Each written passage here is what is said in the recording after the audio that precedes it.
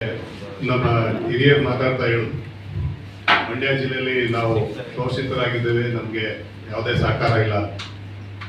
ಆದರೆ ಅವ್ರ ತಾಲೂಕಲ್ಲೋ ಅಥವಾ ಅವರ ಒಡನಾಟಗಳಲ್ಲಿ ಆ ಸಮಸ್ಯೆ ಇರ್ಬೋದು. ಆದರೆ ನಮಗೆ ಮಳವಳ್ಳಿ ತಾಲೂಕಿಂದ ನಾವು ಆ ಮಾತನಾಡೋದಕ್ಕೆ ಇಷ್ಟಪಡ್ತೀವಿ.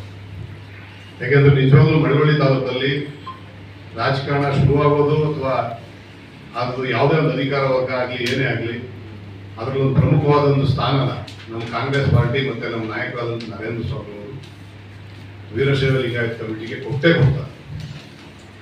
ಅದು ಯಾವುದೇ ಎಲೆಕ್ಷನ್ ಬರಲಿ, ಬೇಕಾದ್ರೆ ನಾವೇನು ಅವ್ರ ಪರವಾಗಿ ಮಾತಾಡ್ತಾ ಇದ್ದೀವಿ ಅಂತೇನಲ್ಲ. ನೀವು ಯಾವ್ದಾದ್ರು ಒಂದು ಉದಾಹರಣೆ ತಗೊಂಡು ಇವತ್ತಿನ ಮಂಡ್ಯ ಜಿಲ್ಲಾ ಪಂಚಾಯತಿಲಿ ಯಾವ್ದಾದ್ರು ಒಂದು ಪಕ್ಷದಿಂದ ನಮ್ಮ ಕಮ್ಯುನಿಟಿ ಅವ್ರು ಗೆದ್ದು ಬಂದಿದ್ದಾರೆ ಅಂದರೆ ಅದು ನಮ್ಮ ಕಾಂಗ್ರೆಸ್ಸಿಂದ ಮಾತ್ರನೇ ಗೆದ್ದಿರೋದು, ಯಾವ ಪಕ್ಷದಿಂದನೂ ಗೆದ್ದಿದ್ದು. ಒಂದು ತಾಲೂಕ್ ಪಂಚಾಯತಿ ಅಧ್ಯಕ್ಷರಾದಂಥ ನಮ್ಮ ಪ್ರಕಾಶ್ ಅಣ್ಣವ್ರು ಇಲ್ಲೇ ಕೂತಾರೆ. ಅವರು 3 ಬಾರಿ ತಾಲೂಕ್ ಪಂಚಾಯತಿ ಅಧ್ಯಕ್ಷರಾಗಿದ್ದಾರೆ.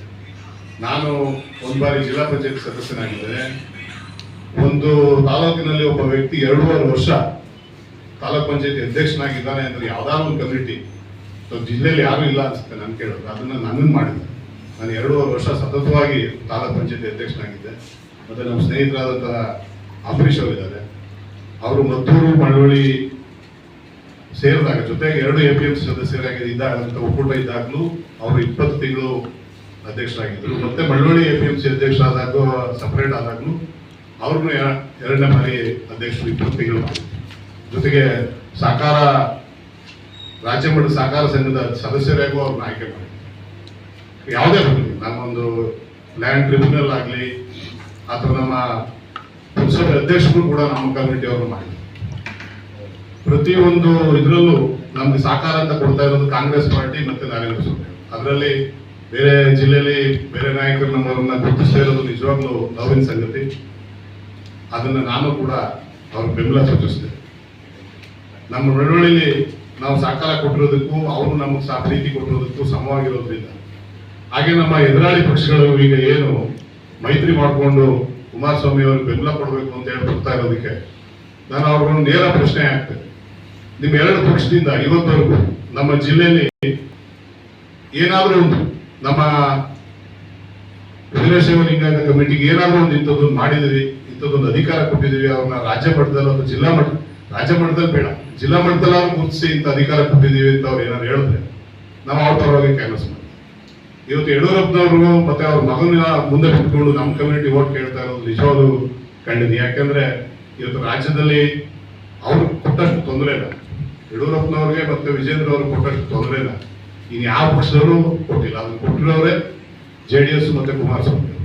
ಇವತ್ತು JDS ತನ್ನ ಅಸ್ತಿತ್ವ ಉಳಿಸ್ಕೊಳ್ಳೋದಕ್ಕೆ ಮಾತ್ರ BJP ಸಹಕಾರ ಕೇಳಿದೀವಿ ಹೊರತು ಅವ್ರ ಮೇಲೆ ಪ್ರೀತಿಯಿಂದನೋ ಅಥವಾ ಅವರ ಬೆಂಬಲಕ್ಕೋಸ್ಕರ ಅವ್ರು ಹೋಗಿ ಎಲ್ಲಿ JDS ಪಕ್ಷ ಮುಳುಗೋಗುತ್ತೋ, ಎಲ್ಲಿ JDSಗೆ ಜನಬೆಂಬಲ ಕಡಿಮೆ ಆಗ್ತದೋ ಅಂತ ಹೇಳಿ ಅದು BJP ಅವರು ಒಳಸಂಚು ಮಾಡಿದ್ದಾರೆ. BJP ಅವರು ಅವರ ಅಸ್ತಿತ್ವ ಉಳಿಸ್ಕೊಳ್ಳೋದಕ್ಕೋಸ್ಕರ ಯಡಿಯೂರಪ್ಪನವರು ಮತ್ತೆ ಅವ್ರ ಮಗನಿಗೆ ಅಧಿಕಾರ ಕೊಟ್ಟಿದ್ದವರು ಹೊರತು ಇಬ್ರು ಪ್ರೀತಿಯಿಂದನೋ ಅಥವಾ ಅವ್ರ ಮೇಲೆ ಗೌರವದಿಂದ ಇಬ್ರು ಕೊಟ್ಟಿಲ್ಲ. ಅದನ್ನ ಯಡಿಯೂರಪ್ಪನವರು ಮತ್ತೆ BJP ಅಂತ ಹೋರಾಟ ಮಾಡ್ತಾ ಇರೋಂಥವ್ರಿಗೆ ಎಲ್ರಿಗೂ ನಾನು ನೇರವಾಗಿ ಕೇಳಕ್ ನಿಜನ ಸುತ್ತೇನೆ ಹೇಳಿದ್ರೆ ಬಹಿರಂಗ ಚರ್ಚೆ ಮಾಡಿ. ಯಡಿಯೂರಪ್ಪನವ್ರು ವಯಸ್ಸಾಯ್ತು ಅಂತ ಕೆಳಗಿಳಿಸಿದವರು ಇದೇ BJP ಅವರು. ಅವ್ರಿಗೆ 20 ತಿಂಗಳಾದ್ಮೇಲೆ ಮೈತ್ರಿ ಧರ್ಮ ಪಾಲಿಸ್ತೇನೆ ಅವ್ರಿಗೆ ಅಧಿಕಾರನ ಕೆಳಗಿಳಿಸಿದವರು ಇದೇ JDSನವರು. ಕಾಂಗ್ರೆಸ್ನವ್ರು ಇದೇನು ಅನ್ಯಾಯ ಆಗಿಲ್ಲ ಅವ್ರಿಗೆ. ಆದ್ರಿಂದ ನಾವು ನೇರವಾಗಿ ಅವ್ರಿಗೆ ಪ್ರಶ್ನೆನೂ ಮಾಡ್ತಾ ಇದ್ದೇವೆ. ಮತ್ತೆ ಮಂಡ್ಯ ಜಿಲ್ಲೆಗೆ ನಿಮ್ಮ ಕೊಡುಗೆ ಏನು ನಿಮ್ಮ 2 ಪಕ್ಷದಿಂದ ಅಂತ ಕೇಳಕ್ ಬಯಸ್ತೇವೆ. ಯಾವುದನ್ನು ನಮ್ಮ ಇದನ್ನ ವಿಶ್ವಾಸನಾಗ್ಲಿ ನಮ್ಮ ಪ್ರೀತಿನಾಗ್ಲಿ ಒಂದು ಸಣ್ಣ ಕಮ್ಯುನಿಟಿ ಅವರು ಬೇರೆ ಜಿಲ್ಲೆಯಿಂದ ಬಂದು ಅವ್ರವ್ರು ಗುರುತಿಸ್ಕೊಡ್ತಾರೆ. ಅದು ನಮ್ಗೆ ಯಾಕೆ ಸಹಕಾರ ಕೊಡ್ಲಿಲ್ಲ ನೀವು ಅಂತ ಹೇಳಿ ನಾವು ಕೇಳ್ತೇವೆ. ಅಷ್ಟು ಮಟ್ಟದಲ್ಲಿ ನಾವು ನಮ್ಮ ಚಲುವರಾಯಸ್ವಾಮಿ ಅವರಾಗ್ಲಿ ನರೇಂದ್ರ ಸ್ವಾಮಿ ಅವರಾಗ್ಲಿ ಇತರ ಶಾಸಕರಾಗ್ಲಿ ನಮ್ಮ ಜಿಲ್ಲೆಗೆ ನಮ್ಮ ಕಮ್ಯುನಿಟಿ ಅವರು ಯಾರು ಒಬ್ರು ಇದ್ರೆ ಈಗ ಜಿಲ್ಲಾ ಪಂಚಾಯತಿ ಅಧ್ಯಕ್ಷರು ಮಾಡಿದ್ರು ಮಳವಳ್ಳಿ ತಾಲೂಕಿಂದ, ಅದನ್ನ ನಾವು ಮಾಡಿದ್ವಿ ಅಂತ JDSನವ್ರು ಹೇಳ್ಕೊತಾರೆ. ಖಂಡಿತ ಇಲ್ಲ. ಅವತ್ತು ಗೆದ್ದಿದ್ದು ಜಿಲ್ಲಾ ಪಂಚಾಯತಿ ಸದಸ್ಯರಾಗಿ ಸಿದ್ದರಾಮಯ್ಯನವರ 5 ವರ್ಷದಿಂದ ಗೆದ್ದಿದ್ದವರು. ಇವ್ರಿಗೆಲ್ಲಿ 20 ಸಮಬಲ ಬಂದಿದ್ದಕ್ಕೆ ಅನಿವಾರ್ಯವಾಗಿ ಕರ್ಕೊಂಡು ಅವ್ರನ್ನ ಅಧ್ಯಕ್ಷ ಮಾಡ್ತಾರೆ. ಅದಕ್ಕೆ ಕಾರಣನು ಚಲುವರಾಯಸ್ವಾಮಿ ಅವರು, ಬೇರೆ ಯಾರು.